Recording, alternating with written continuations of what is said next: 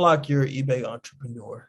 Learn how to make your first $1,000 on eBay. Knowing your numbers is one of the key components of selling on eBay. This week's topics is know your numbers. Know your numbers. It's successful. To be successful selling on eBay, you need to know your numbers. You need to know how much the item is when you buy it. You need to know how much you sell it for. And to go a little bit more into detail, you need to really know how much you're selling it for. Like, how much are you making in profit? Then how much are you paying in fees? One of the most important things to keep in mind when you're buying items to sell on eBay is know your numbers. It's all about understanding the cost with selling on eBay to make a profit, because you don't want to sell something on eBay and you've taken a loss. You don't want to sell something on eBay, then you give shipping, free shipping, but you didn't factor in the cost of how much it is to ship the item. So now that's eating at the cost of the actual sale.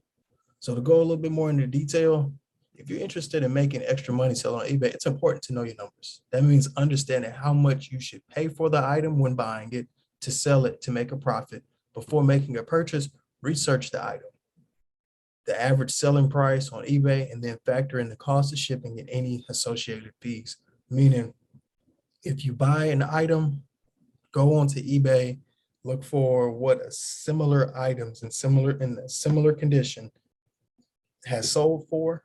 So it could be an iPhone 13 that's selling for $500. If you buy it for around $300 from your vendor, knowing that you could resell it on eBay for $500, also factor in usually that 12% that they're charging. So let's say roughly around $60. So after you sell the item, you get your 12% fee. You're looking at roughly around 420 to 440, and that's before shipping. Do you got anything you want to talk about with knowing your numbers? Yeah, of course. I always buy low.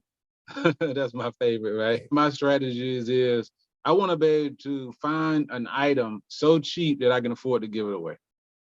If you get an item for cheap enough, you can either sit on it, you can hold it, you can even sell it for less because you pay, let's say, maybe 10 to 20% of what the item is actually worth. So if it may sit, you are comfortable sitting.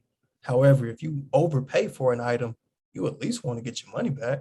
But if you spend $100 on an item, now you're getting offers for $70 and you still have to factor in shipping and you have to factor in paying your eBay fees. It's like, did I really spend $70 just to make $50? This is why knowing your numbers is one of the key components of selling on